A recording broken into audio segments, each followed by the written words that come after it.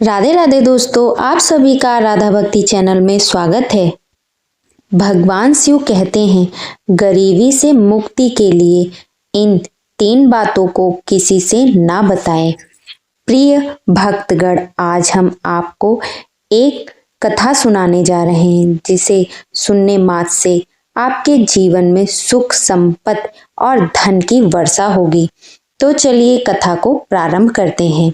भगवान शिव माता पार्वती से कहते हैं, यह 3 बातें मानव को कभी भी किसी को नहीं बतानी चाहिए।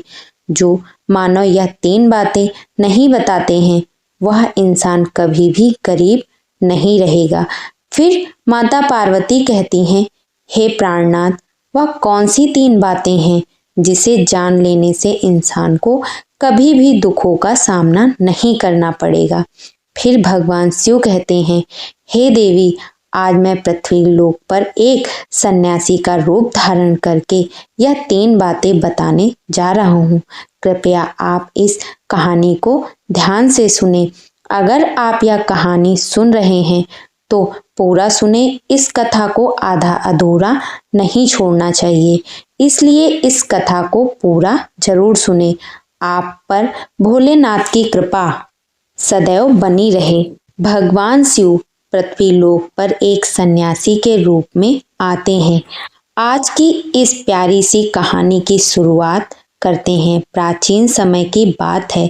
एक नगर में एक धनवान रहता था। उसके घर में किसी चीज की कोई कमी नहीं थी और उसका व्यापार बहुत अच्छा चल रहा था।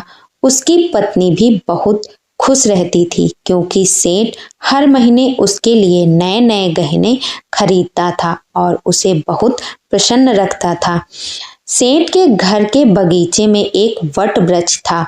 उस वट वृक्ष के नीचे सन्यासी अपना आसन बिछाकर ध्यान किया करते थे। सेठ और सेठानी दोनों सन्यासी की बहुत सेवा करते थे और उसकी देखभाल करते थे क्योंकि वह सन्यासी कई सालों से उस वट वृक्ष में रह रहे थे। सेठ हर रोज सन्यासी को घर का भोजन देते थे और सन्यासी भी उनसे बहुत प्रेम करते थे। भगवान शिव जो सन्यासी थे वह बहुत खुश थे क्योंकि उन्हें किसी चीज के लिए कहीं और नहीं जाना पड़ता था। सेठ और सेठानी हर रोज उनको स्वादिष्ट भोजन खिलाते। सेठ की पत्नी बहुत ही सरल और भोली स्वभाव की थी।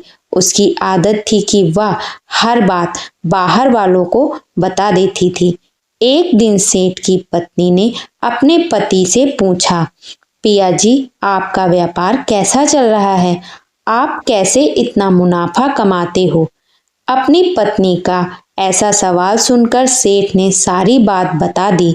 सेठ ने कहा, मैं अनाज का धंधा करता हूँ। मैं चंबल की घाटी से अनाज खरीदता हूँ और उसे महंगे दामों में बेच देता हूँ। अपने पति की यह बात जानकर सेठानी बहुत प्रसन्न हुई। उसने सोचा, मेरे पति को बहुत ही बुद्धिमान है। यह बात तो सारे नगर वालों को पता होनी चाहिए कि मेरे पति इतने बुद्धिमान हैं और इतना ज्यादा धन कमाते हैं। और सेठ की पत्नी ने पूरे नगर में यह बात फैला दी कि उनके पति इस तरीके से पैसा कमाते हैं। अब क्या था, नगर के कुछ लोगों को जब यह बात पता चलती है कि सेठ किस प्रकार धन अर्जित करता है तो वे सभी भी अनाज का धंधा करने लगे और नगर के बहुत से लोग अनाज का व्यापार करने लगे। सेठ जो पहले कम दाम में अनाज खरीदता था, अब वही अनाज महंगे दामों में बिकने लगा।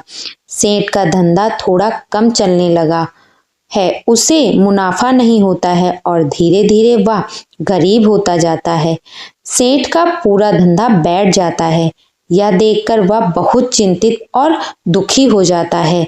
एक दिन की बात है, सेठ अपने व्यापार की परेशानी से तंग आकर बगीचे में बैठा था। तभी भगवान शिव जो सन्यासी थे वह वहां आते हैं और कहते हैं, सेठ जी, क्या बात है? आज आप कुछ परेशान लग रहे हैं। तब सेठ बताता है, हे संत महात्मा, मेरा व्यापार बहुत मंदा चल रहा है, मुनाफा बहुत कम हो गया है। नगर के बहुत से लोगों ने अनाज का धंधा शुरू कर दिया है, जिससे मेरा धंधा बैठता जा रहा है। भगवान शिव, जो सन्यासी के रूप में थे, सेठ की बातें सुनकर कहते हैं, सेठ जी, क्या आपने किसी को बताया था कि आप किस प्रकार अपना धन अर्जित करते हैं, कि किस प्रकार आप अपनी जीविका चलाते हैं? तब सेठ कहता है, हाँ संत महात्मा, मैंने अपनी पत्नी को सारी बात बताई थी। वह मुझसे पूछ रही थी कि आप इतना धन कैसे कमाते हैं। तब मैंने उसे बताया था कि मैं अनाज का व्यापार करके धन अर्जित करता हूँ, और सन्यासी को सारी बात समझ में आ जाती है। सन्यासी कहते हैं, सेठ जी, आपने बहुत बड़ी गलती कर दी है। आपको सेठानी जी से यह बातें नहीं करनी चाहिए थी। आज मैं आपको एक कहानी सुनाता हूँ, और इस कहानी के माध्यम से बताऊंगा कि चाहे कितने भी करीबी इंसान को यह 3 बातें नहीं बतानी चाहिए। इससे गरीबी आपके आसपास भी नहीं भटकेगी।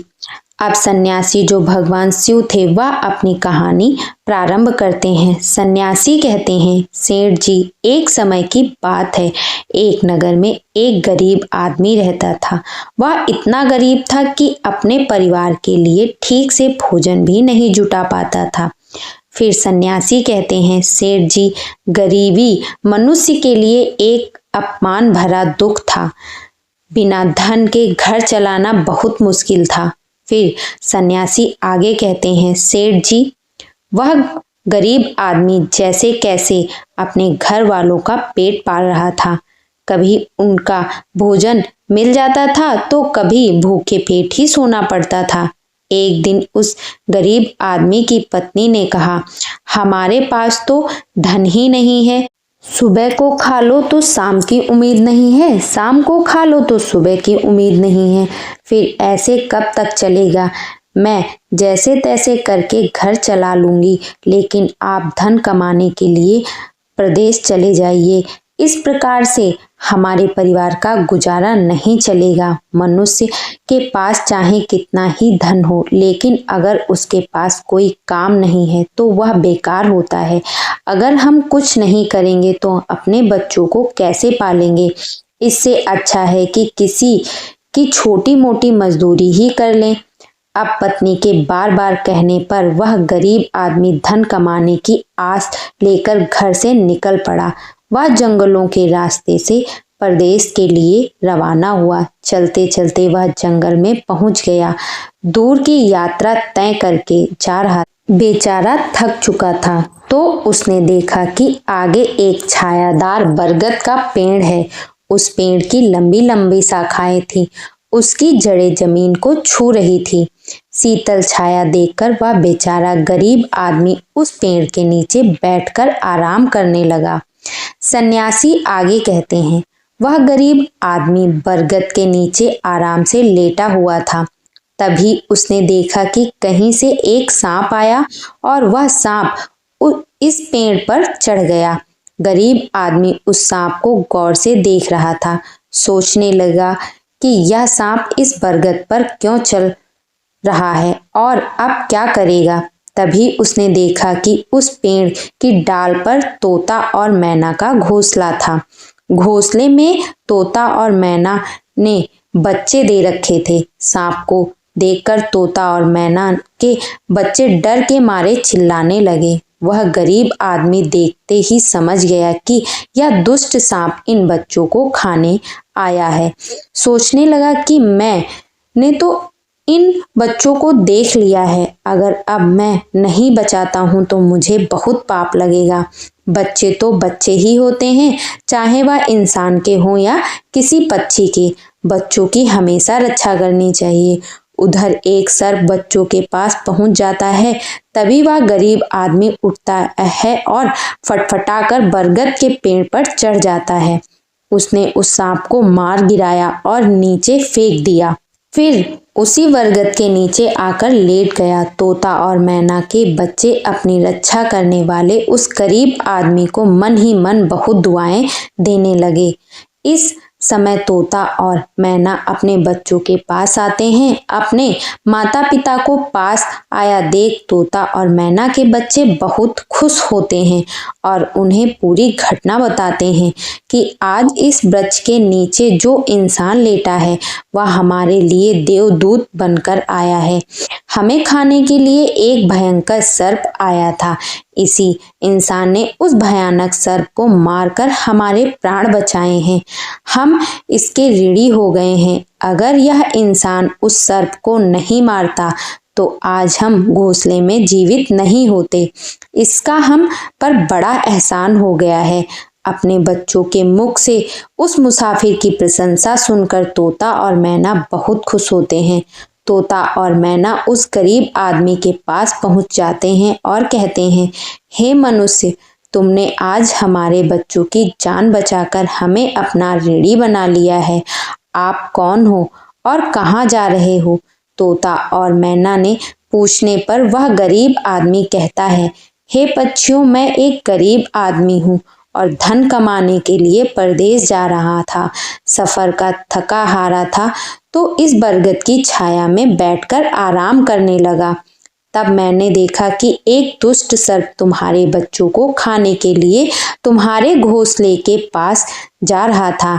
मैंने उसे मार डाला। फिर तोता और मैना बोले, भाई, तुमने हम पर बहुत बड़ा उपकार किया है। संसार में सबसे बड़ी खुशी बच्चों से होती है। बच्चों से अधिक प्रिय तो किसी को कोई नहीं होता। आप भी तो धन कमाने के लिए अपने बच्चों के लिए ही जा रहे हैं। अब आपने हमारे बच्चों की जान बचाई है तो हम आपके बच्चों की भूख मिटाना चाहते हैं। तब उन्होंने बताया, हम दोनों तोता मैना पक्षी हैं। हम हमेशा कीमती मोती रखते हैं और हमने सुना है कि यह मोती मनुष्यों के लिए बहुत मूल्यवान होते हैं। हम तुम्हें कुछ मोती देते हैं। तुम उन्हें बेचकर बाजार से कुछ खाने पीने का सामान ले आओ और आज से तुम यहीं रहकर हमारे बच्चों की देखभाल करते रहना। हम तुम्हें इसी तरह से रोज यह कीमती मोती लाकर देते रहेंगे। तोता और मैना की बात सुनकर वह गरीब आदमी खुश हो गया। सोचने लगा कि अगर हमें यहीं धन मिलेगा तो हम बाहर क्यों जाएंगे। वह आगे कहता है कि सेठ जी, वह गरीब आदमी तो तोता से कुछ मोती लेकर बाजार गया और अपने खाने पीने का सामान खरीद लाया। उस वृक्ष के नीचे उसने एक झोपड़ी बना ली और वहीं रहने लगा और तोता मैना के बच्चों की देखभाल करने लगा। अब तो तोता और मैना निश्चिंत हो गए। उन्हें उनके बच्चों की रक्षा करने वाला मिल गया था। अब वह निश्चिंत होकर भोजन के लिए सुबह अपने घोंसले से उड़ जाते थे और शाम को लौटकर आते थे।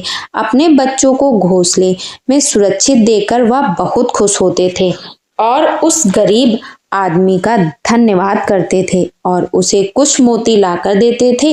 इस तरह से धीरे धीरे तोता और मैना की नौकरी करते हुए उस गरीब व्यक्ति को 2 महीने बीत गए थे।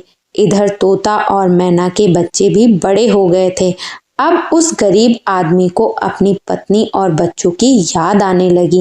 एक दिन उसने तोता और मैना से कहा कि हम अपने घर जाना चाहते हैं। पता नहीं हमारी पत्नी और बच्चे कैसे हैं। तब तोता और मैना बोले, हे भाई, अब तुम निश्चिंत होकर अपने घर जाओ और अपने बच्चों के साथ रहो। हमारे बच्चे भी अब उड़ने के काबिल हो गए हैं। आप कोई भय नहीं है। तुम अपनी पत्नी और बच्चों को देखो। कभी तुम्हें हमसे मिलने का मन हो तो इसी स्थान पर आ जाना। इतना कहकर तोता और मैना उस गरीब आदमी को ढेर सारे मोती दे देते हैं। अब वह गरीब व्यक्ति उन मोतियों को अपने साथ लेकर अपने घर पहुंच जाता है। उसने वह मोती अपनी पत्नी को दिखाए तो उसकी पत्नी बहुत प्रसन्न हुई। उसने पूछा, पतिदेव, तुम यह कीमती मोती कहाँ से लेकर आए हो? तब उस व्यक्ति ने बताया, हे प्यारी, मैं बीते 2 महीने से एक तोता और मैना की नौकरी कर रहा था। उन्होंने मुझे यह कीमती मोती दिए हैं। यह मोती बहुत कीमती और अनमोल हैं। इन्हें बेचकर हम अपना घर और बड़ा बनवा लेंगे, अपने बच्चों को अच्छे वस्त्र लाकर देंगे और तुम्हारे लिए भी नए नए गहने बनवाएंगे। भगवान शिव सन्यासी रूप में कहते हैं, सेठ जी, अब वह आदमी उन मोतियों को बेचकर बाजार से अपने घर का सारा जरूरी सामान ले आया और अपना नया घर बनवाने लगा और वह आराम की जिंदगी जीने लगा। उस नगर के राजा प्रताप सिंह एक अजीब रोग से ग्रसित हो गए। नगर से दूर दूर से बड़े बड़े वैद्य राजा को देखने आए और अपने अपने तरीके से इलाज शुरू कर दिया, लेकिन राजा के स्वास्थ्य में कोई सुधार नहीं हुआ। जब किसी के इलाज से राजा ठीक नहीं हुए तो एक वैद्य ने राजा से कहा, महाराज, अपनी जिंदगी बच सकती है अगर आपको तोते के बच्चे का मांस मिल जाए तो आप हमेशा के लिए ठीक हो जाओगे। इस प्रकार वैद्य की बात सुनकर राजा प्रताप सिंह ने अपने राज्य में घोषणा करवा दी कि जो कोई तोता ला कर देगा उसे सोने के सिक्के दिए जाएंगे। धीरे धीरे यह बात पूरे राज्य में फैल गई। सब लोग तोते की तलाश में इधर उधर लग गए, पर किसी को भी तोता नहीं मिला। एक दिन गरीब आदमी की स्त्री अपने पड़ोस में कुछ स्त्रियों के साथ बैठकर बात कर रही थी। कुछ घर गृहस्थी की बातें हो रही थी। बातों ही बातों में तोते की चर्चा छिड़ गई। एक स्त्री बोली, बहन, क्या तुम्हें पता है कि राजा साहब ने तोता का बच्चा लाने का आदेश दिया है? तोता लाना कोई आसान काम नहीं है। जब गरीब आदमी की पत्नी ने सुना कि राजा साहब बीमार हैं और उन्होंने घोषणा की है कि जो कोई उन्हें तोता का बच्चा लाकर देगा उसे सोने के सिक्कों से मालामाल कर देंगे, यह सुनकर उस गरीब आदमी की पत्नी ने कहा, अरे बहनों, तोता लाना कोई सी बड़ी बात नहीं है। मेरे पति तो 2 महीने तोता और मैना की नौकरी करके आए हैं। वो एक नहीं कई तोता ला सकते हैं। इतना कहने के बाद वह अपने घर चली गई। नगर की स्त्रियों ने उसकी बात सुनी और अपने पतियों से बताई। धीरे धीरे यह बात पूरे नगर में फैल गई। राजा ने भी सुना कि उनके राज्य में एक व्यक्ति है जो तोता और मैना के पास नौकरी करके आया है। राजा ने अपने सैनिकों को आदेश दिया कि उस आदमी को पकड़ कर लाओ और उससे कहो कि वह तोता का बच्चा लाकर दे। राजा ने कहा, इसके बदले हम तुम्हें मुंह मांगा इनाम देंगे। यह सुनकर वह आदमी घबरा गया और बोला, महाराज, आप मेरे प्राण ले लो, पर मैं आपको तोता का बच्चा लाकर नहीं दे सकता। मैंने तो उनकी जान बचाई थी। एक रक्षक कैसे ये कर सकता है?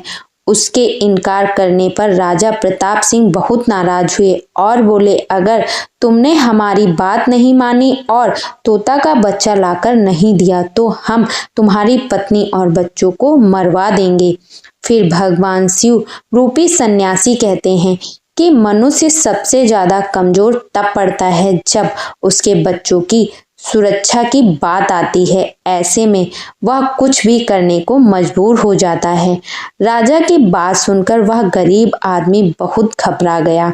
उसने सोचा कि अब मुझे किसी भी तरह से तोते का बच्चा लाकर राजा को देना पड़ेगा। वह घर आया और अपनी पत्नी को डांटने लगा, तुमने यह क्या कर दिया है? तुम्हें बिल्कुल भी समझ नहीं है हम क्या करते हैं और कहाँ जाते हैं। तुमने यह बातें नगर की स्त्रियों से क्यों कहीं? धीरे धीरे यह बात राजा प्रताप सिंह तक पहुंच गई। अब बताओ मैं क्या करूं?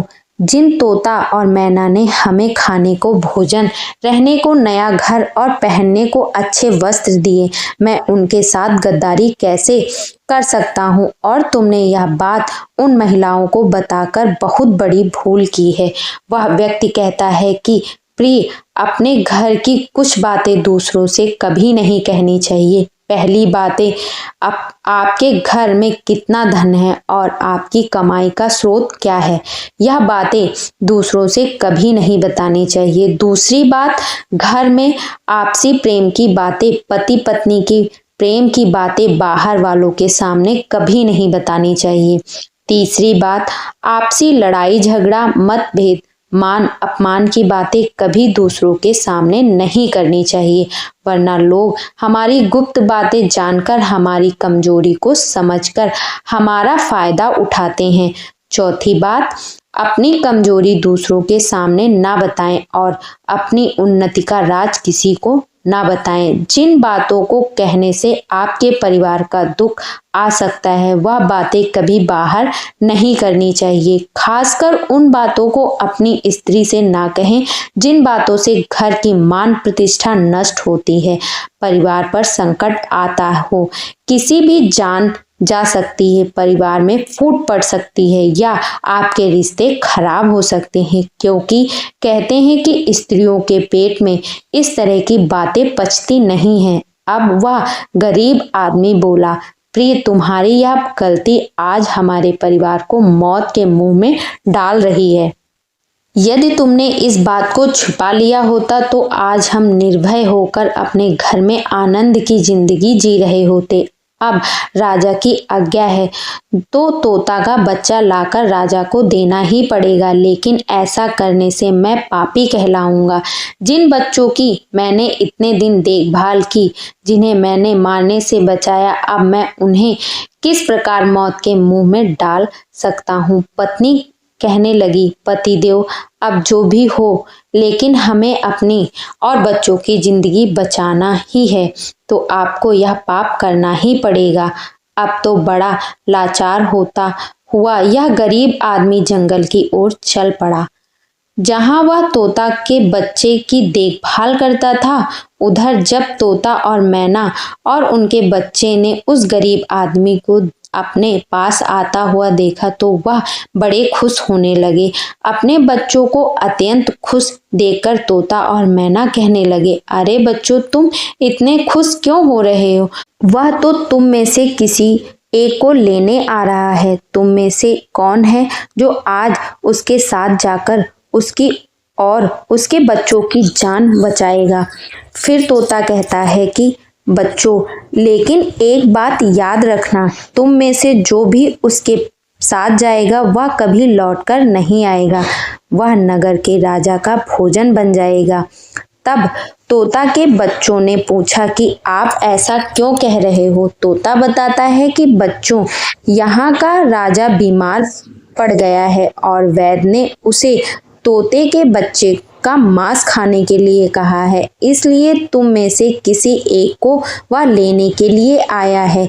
यदि तुम में से कोई उसके साथ नहीं जाने को तैयार होगे तो वह मारा जा सकता है। तभी उनमें से एक बच्चा कहने लगा, हे माता पिता, उस आदमी ने ही हम सबकी जिंदगी बचाई है और आज वह आदमी बहुत बड़ी मुसीबत में है। ऐसे में हमें भी उसकी मदद करनी चाहिए, चाहे हमारी जान की ही क्यों ना चली जाए, लेकिन हम उसके साथ जरूर जाएंगे। उधर वह आदमी उस बरगद के वृक्ष के नीचे आता है और तोता मैना से अपना दुख बताता है। तब तोता मैना कहते हैं, हे भाई, तुम चिंता ना करो, हमारे बच्चे तुम्हारे साथ जाने के लिए तैयार हैं। तुम इनमें से किसी एक को ले जाओ। श्रद्धालु, अब वह गरीब आदमी उनमें से एक तोता का बच्चा लेकर लौट जाता है और राजा को ले जाकर दे देता है। राजा उस तोते के बच्चे को पिंजरे में बंद करता है और अपने नौकर को रखने के लिए कहता है। राजा कहता है कि हम इसे सुबह निकालेंगे और फिर इसके मांस को खा जाएंगे। अब क्या होता है कि राजा प्रताप सिंह का एक बेटा था जो पशु पक्षियों से बहुत प्रेम करता था। उसे यह नहीं पता था कि यह तोता उसके पिता खाने वाले हैं।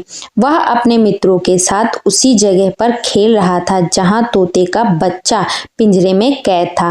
राजकुमार ने जब एक सुंदर तोते को पिंजरे में बंद देखा तो वह उसके साथ खेलने लगा। तभी राजकुमार का एक मित्र कहता है, मित्र, तुम इस पक्षी को बाहर निकालो, यह कितना सुंदर तोता है, पिंजरे में इसका रहना बिल्कुल सही नहीं है। हम इसे आज़ाद कर देते हैं। अपने मित्र की बातें सुनने के बाद राजकुमार ने उस तोते के बच्चे को पिंजरे से बाहर निकाल दिया। जैसे ही वह पिंजरा खोलता है, तोता का बच्चा आकाश में उड़ जाता है। धीरे धीरे यह बात राजा तक पहुंची कि आपके राजकुमार ने उसे उड़ा दिया है। अब आपके प्राण बचाना बहुत ही मुश्किल है। यह सुनकर राजा को बहुत गुस्सा आया। उन्होंने तुरंत राजकुमार को बुलाया और गुस्से में कहा, अरे नादान पुत्र, तूने उस तोते के बच्चे को क्यों छोड़ दिया? राजकुमार बहुत घबरा गया और बोला, पिताजी, मुझे क्या पता था कि वह उड़ जाएगा। मैं तो उसके साथ खेलना चाहता था। अपने पुत्र की बात सुनकर राजा और भी गुस्सा हुआ। उन्होंने उसे नगर से निकालने का आदेश दे दिया। अब राजा के सैनिक राजकुमार को नगर की सीमा से बाहर छोड़ देते हैं। उधर वह तोते का बच्चा अपने माता पिता के पास पहुंचता है और उन्हें सारी बात बताता है कि राजा के बेटे ने उसे आजाद कर दिया है। तोता और मैना ने जब अपने बच्चे को देखा तो वह कहा, पुत्र, राजा के बेटे ने तुम्हें तो आजाद कर दिया, लेकिन वह खुद संकट में फंस गया है। उसके दुष्ट पिता ने उसे नगर से बाहर निकाल दिया है। अब उसकी जिंदगी की जिम्मेदारी तुम्हारे ऊपर है। तुम जाओ और उसकी मदद करो। तोता राजकुमार की मदद करने के लिए उसके पास पहुंच जाता है। राजकुमार उसे देखते ही पहचान लेता है। यह तो वही पक्षी है जिसे मैंने पिंजरे से आजाद किया था। राजकुमार कहता है, तुम्हारी वजह से मुझे मेरे पिता ने नगर से निकाल दिया है। अब तुम ही बताओ मैं क्या करूं, कहाँ जाऊं? तोता कहता है, मित्र, तुम चिंता मत करो। तुमने मेरी जान बचाई थी, इसलिए मैं तुम्हारी मदद करने आया हूँ। तुमने मेरी जान बचाई थी, इसलिए मैं तुम्हारी मदद करने आया हूँ। दुख सुख में अब मैं तुम्हारे साथ ही रहूंगा। अब राजकुमार खुश हो जाता है, क्योंकि उसे कम से कम एक साथी तो मिल ही जाता है। अब तोता और राजकुमार दोनों एक दूसरे नगर में घूमने लगते हैं। चलते चलते भी दोनों एक सुंदर बगीचे में पहुंच जाते हैं। इस बगीचे में वहां के राजा की पुत्री भी अपनी सहेलियों के साथ घूमने आया करती थी। उस राज्य के राजा की कन्या का नाम रूपमती था। राजकुमारी रूपमती बहुत ही सुंदर थी और उसकी खूबसूरती की चर्चा पूरे नगर में होती थी। राजकुमार और तोता उस बगीचे में बैठे हुए थे। तभी वहां राजा की कन्या रूपमती अपनी सहेलियों के साथ बगीचे में घूमने आती है। राजकुमारी को देखकर राजकुमार वृक्ष के पीछे छुप जाता है और तोता राजकुमारी के सामने पहुंच जाता है। राजकुमारी उस सुंदर तोता को देखकर मोहित हो जाती है। वह उसे पकड़ना चाहती है, लेकिन तोता उसकी पकड़ में नहीं आता है। यहाँ राजकुमार राजकुमारी रूपवती की सुंदरता पर मोहित हो जाता है। कुछ समय बगीचे में टहलने के बाद राजकुमारी अपने महल में लौट जाती है। राजकुमार पूरी तरह से राजकुमारी पर मोहित हो गया था। अब तो उसे एक पल भी अच्छा नहीं लग रहा था। तब तोता ने कहा, मित्र, तुम चिंता मत करो। तुम जिसे चाहने लगे हो, मैं तुम्हें उसे मिलवा दूंगा। राजकुमार बोला, मित्र, तुम मुझे किसी भी तरह उस राजकुमारी से मिलवा दो। मैं उसके बिना अब रह नहीं पाऊंगा। तोता बोला, मित्र, तुम मुझ पर भरोसा रखो। मैं पता लगाकर आता हूँ कि राजकुमारी कहाँ रहती हैं और तुम उसे कैसे मिल सकते हो। अब तोता राजकुमारी रूपवती के पास जाता है। राजकुमारी के महल में चारों तरफ सैनिक तैनात थे, लेकिन तोता उड़ता हुआ ऊपर से जाता है और जाकर राजकुमारी के कक्ष में बाहर बैठ जाता है। तोता वहां से सब नजारा देख रहा था और सारी बात आकर राजकुमार को बताता है कि महल में जाकर राजकुमारी से मिलना बहुत मुश्किल है। तोता कहता है, तुम एक काम करो, अपना रुमाल मुझे दे दो। मैं तुम्हारा रुमाल आज राजकुमारी के पास पहुंचा दूंगा और उसकी चुन्नी ले आऊंगा। अब रात में तोता राजकुमार का रुमाल लेकर राजकुमारी के पास रख आता है और राजकुमारी की चुंडी साथ ले जाता है। सुबह तक राजकुमारी रूपमती जागती है तो देखती है कि उसकी चुंडी गायब है और उसके पास ही कमल रखा हुआ है। राजकुमारी तुरंत समझ जाती है कि रात में कोई पुरुष उसके कक्ष में आया था। उसने देखा कि उसकी चुंडी गायब है और उसकी जगह किसी पुरुष का रुमाल रखा हुआ है। राजकुमारी बहुत व्याकुल हो जाती है और अपने सभी सिपाहियों को सावधान कर देती है। वह सिपाहियों से पूछती है कि रात में उसके पास कौन आया था, लेकिन किसी के पास कोई जवाब नहीं था। अब राजकुमारी के कक्ष की सुरक्षा और बढ़ा दी जाती है। रात में फिर से तोता राजकुमारी के कक्ष में जाता है और अपने मित्र द्वारा लिखी हुई चिट्ठी को राजकुमारी के पास रख आता है। अगले दिन जब राजकुमारी जागती है और चिट्ठी पढ़ती है तो उसने लिखा होता है कि राजकुमारी, मैंने जब से तुम्हें देखा है तब से मैं तुम्हारा हो गया हूँ। मैं तुमसे विवाह करना चाहता हूँ। अगर तुम्हें मुझसे मिलना है तो तुम अपने बगीचे में आ जाना, मैं तुम्हें वहां मिल जाऊंगा। अब राजकुमारी अपनी सहेलियों को लेकर बगीचे में जाती है, लेकिन वहां उसे कोई पुरुष नजर नहीं आता। वहां तो सिर्फ वह तोता घूम रहा होता है जिसे उसने उस दिन देखा था। तोता राजकुमारी से कहता है, राजकुमारी, तुम जिसे देख रही हो मैं तुम्हें उससे मिला सकता हूँ, लेकिन पहले तुम मुझे वचन दो कि तुम यह बात अपने पिता को नहीं कहोगी और मेरे मित्र को बंदी नहीं बनवाओगी। राजकुमारी ने वचन दिया कि वह उसे बंदी नहीं बनवाएगी। मुझे उससे मिलवाओ और मैं देखना चाहती हूँ कि वह कौन है, तो जो इतनी सख्त पहरे के बावजूद भी मेरे कक्ष में पहुंच गया। तब तोता ने अपने मित्र राजकुमार को बुलाया। राजकुमार भी देखने में बहुत सुंदर था। उसकी सूरत देखकर राजकुमारी भी उस पर मोहित हो गई। तब राजकुमार आता है और राजकुमारी के पास बैठकर बड़े ध्यान से उसके सुंदर चेहरे को निहारने लगता है। राजकुमारी ने पूछा, तुम कौन हो और इतने कड़े पहरे के बाद भी तुम मेरे कक्ष तक कैसे पहुंच गए? राजकुमार बोला, प्रिय, जब दिल में प्रेम होता है तो कोई भी कार्य असंभव नहीं होता है। जब से मैंने तुम्हें देखा है तब से मैं तुम्हें प्रेम करने लगा हूँ और तुमसे विवाह करने की इच्छा रखता हूँ। जब राजकुमारी ने पूछा कि तुम कौन हो और कहाँ से आए हो, तब राजकुमार ने अपनी पूरी कहानी उसे सुनाई। राजकुमार की कहानी सुनने के बाद राजकुमारी के मन में उसके लिए सहानुभूति हो गई। अब तो रोजाना राजकुमारी रूपवती उस राजकुमार से मिलने उस बगीचे में आया करती थी।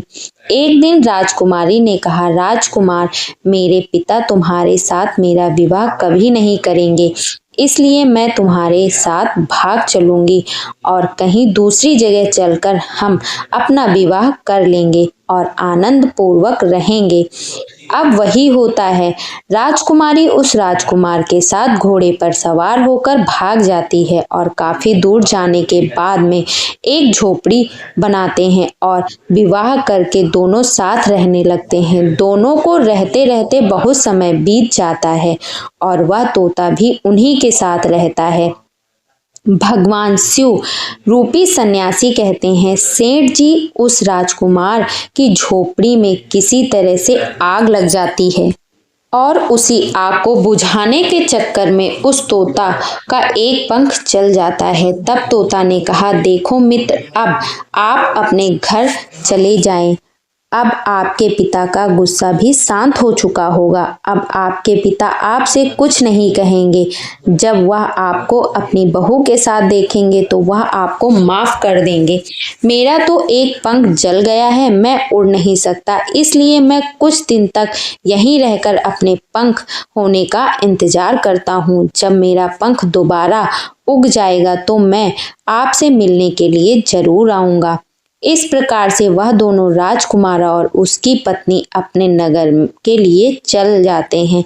चलते चलते रास्ते में एक नदी पड़ती है। उस नदी पर एक नाविका नाव चलाता था। राजकुमार अपनी पत्नी को लेकर नाव में बैठ जाता है। जैसे ही नाव नदी के बीच में पहुंचती है तो राजकुमार देखता है कि एक चूहा बार बार नाव पर चढ़कर आता है, लेकिन वह नाविका उसे हटाकर नदी में गिरा देता है। कई बार उस चूहे को नाविका हटा देता था। तब राजकुमार कहने लगा, अरे यह बेचारा इस प्रकार से तो जल में डूबकर मर जाएगा। यह अपने प्राणों की रक्षा करने के लिए इस नाव पर चल रहा है, इसे चढ़ जाने दो।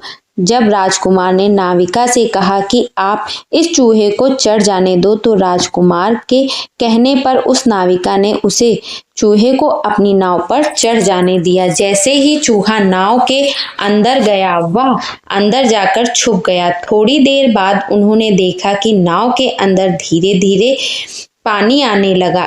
इस चूहे ने नाव को काटकर उस में छेद कर दिया था, जिससे नाव में पानी भरने लगा। जब नाव में पानी बढ़ने लगा तो नाव पानी में डूबने लगा।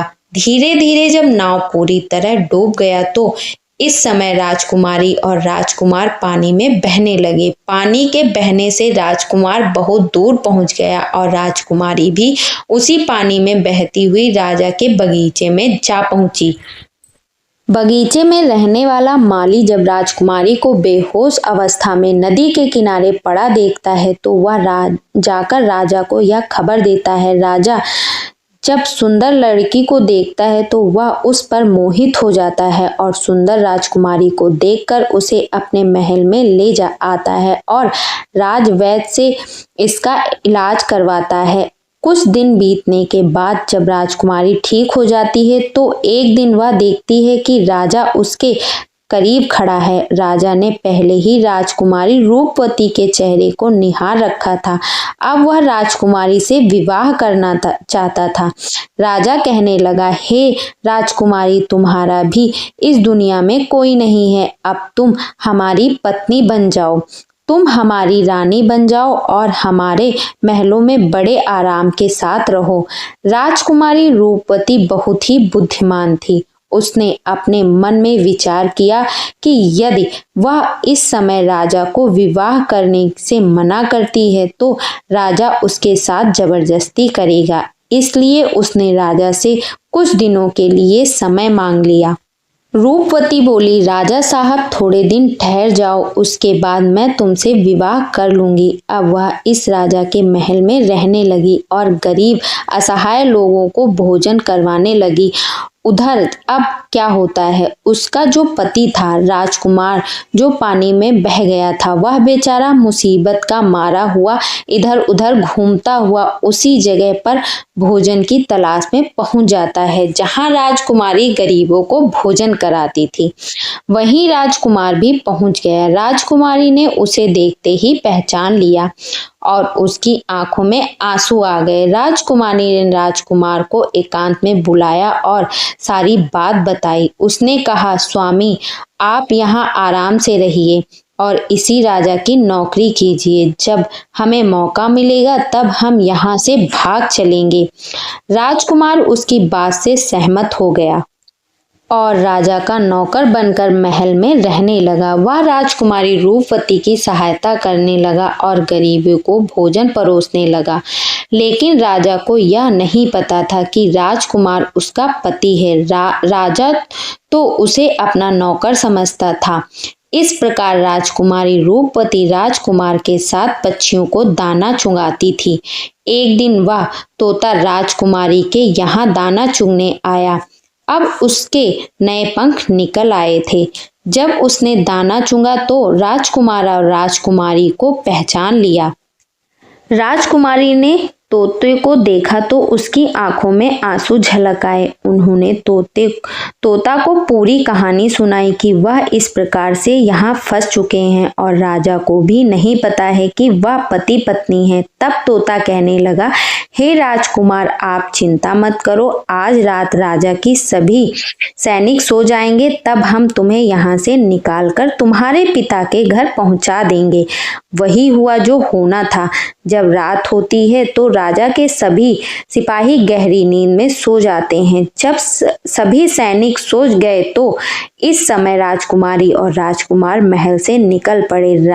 रात के अंधेरे में वे राजकुमार अपने पिता प्रताप सिंह के राज में पहुंच गया। राजकुमार अपनी पति को साथ लेकर अपने पिता के पास पहुंचा। उन्हें देखकर राजकुमार का पिता बहुत प्रसन्न हुआ। उसे अपनी करनी का पश्चाताप हुआ कि उसने अपने पुत्र को नगर से निकालकर बहुत बुरा किया। वह बार बार अपने पुत्र से क्षमा मांगता है।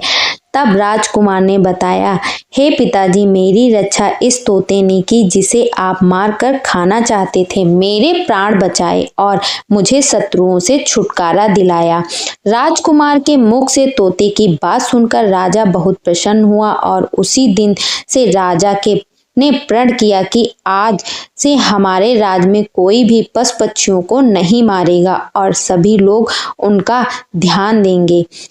इतनी कहानी सन्यासी सेठ जी को सुनाते हैं और बताते हैं कि सेठ जी इस प्रकार कुछ बातें बताने पर जीवन में घोर संकट आ सकता है, इसलिए यह बातें किसी को भी नहीं बतानी चाहिए। जैसे आपने अपनी पत्नी को बताया कि आप किस प्रकार धन अर्जित करते हैं और आज आपका व्यापार खतरे में है। प्रिय श्रद्धालुओं, उसे अपनी गलती का एहसास होता है और वह अपनी गलती को सुधारने का प्रयास करता है। अगर आपको ये कहानी अच्छी लगी हो तो कृपया कमेंट बॉक्स में कमेंट करके जरूर बताएं।